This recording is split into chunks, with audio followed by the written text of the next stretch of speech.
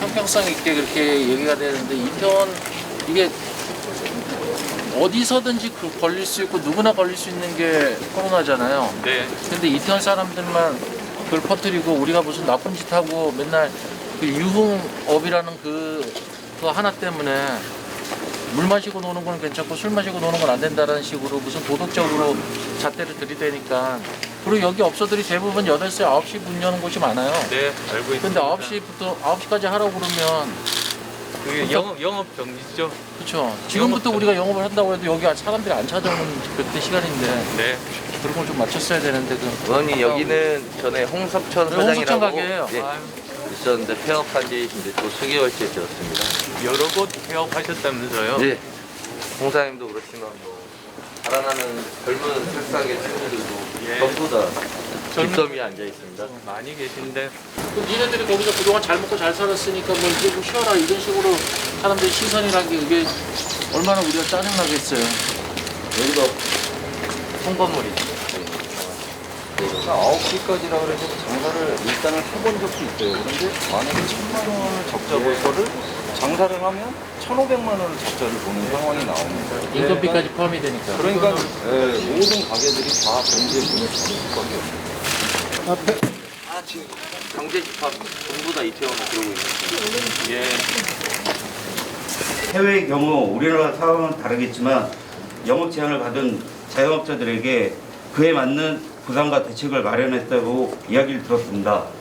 우리 정부도 해주겠지 대책이 있을 거라고 생각하면서 기다렸는데 아무런 대책도 보상도 없었습니다. 선별 지원. 이번에도 이게 선별 지원이잖아요. 한 4, 5개월 지난 다음에 선별 지원으로 100만 원, 200만 원이 자영업자들한테 도대체 무슨 의미가 있나요? 좀 답답한 게 저는 이제 이태원에서 어린 시절 춤을 췄었고 또 우리 후배들이 대한민국 최고면 세계 최고다라는 그런 이미지를 갖도록 또 열심히 또 춤을 췄었고 또 그 결과 K-팝이라는 게 세계 최고 빌보드 차트에서 1위를 하고 있는데 대한민국 방역은 전 세계에서 꼴등인 것 같습니다. 니네가 알아서 해야지. 이게 부모로서 또 리더로서 앞서가는 사람, 우리 이끌어가는 사람으로서 할 말은 아닌 것 같아요.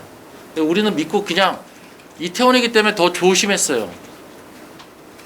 근데도 그거에 대해서는 전혀 신경 안 쓰고 그동안 잘 먹고 잘 살았으니까 앞으로 니네가 뭐 알아서 살아라 이런 식의 시선이라든가 또 얼마 전에 제 여기 이태원 동료 중에 한 분이 초등학교 입학하는데 아버지가 이태원에서 일한다는 얘기를 못한대요. 창피해서.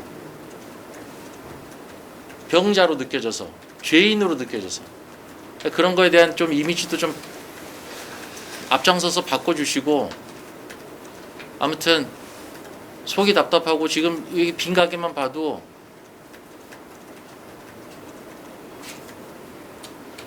마음이 메어져요. 아주. 저는 정부에서 해야 할 일이 그리고 서울시에서 해야 할 일이 세 가지라고 생각합니다.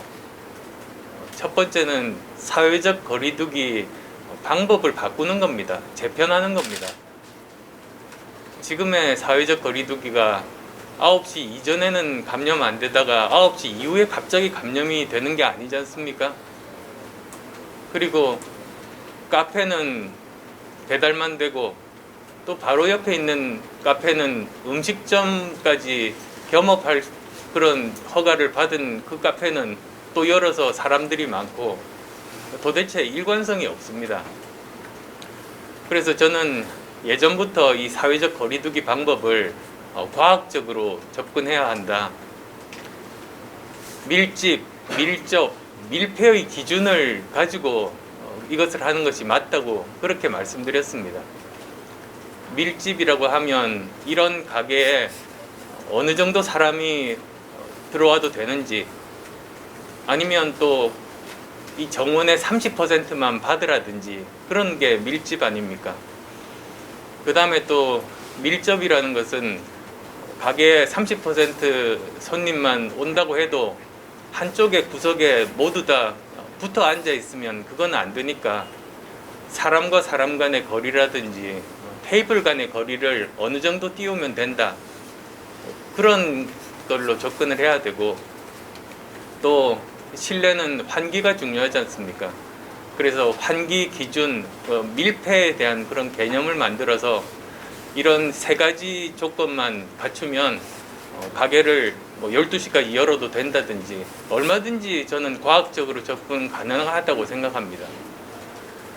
두 번째로는 재난지원금은 재난을 당한 분들에게 드리는 것 아닙니까? 말 그대로 재난을 안 당한 분들에게 드리는 건 재난지원금이라는 이름을 붙이면 안 됩니다. 그리고 특히 이렇게 고정 비용이 많이 나가시는 분들, 월세 매달 내셔야 되는 분들에 대해서는 이미 다른 나라들에서 거기에 대해서 일부라도 지원하는 그런 체계를 다 갖추고 있습니다. 우리나라가 없는 겁니다. 코로나19가 올해 연말까지 종식되지 않을 것 아닙니까? 정부에서 11월 달에 집단 면역을 형성하는 것을 목표로 한다고 했는데 그게 가장 잘했을 때가 목표입니다. 자칫하면 내년 겨울까지도 갈 수 있습니다. 우리는 코로나19 이 사태 절반 온 셈입니다. 우리가 지금까지 견딘 기간에 똑같은 그런 기간이 우리 앞에 놓여 있습니다. 하루라도 빨리 정부에서 이런 현장의 목소리들을 듣고 정책을 제대로 세우기를 바라고, 저도 서울시에서 먼저 선도적으로 모범적으로 이런 제도를 도입할 수 있도록 최선을 다하겠습니다.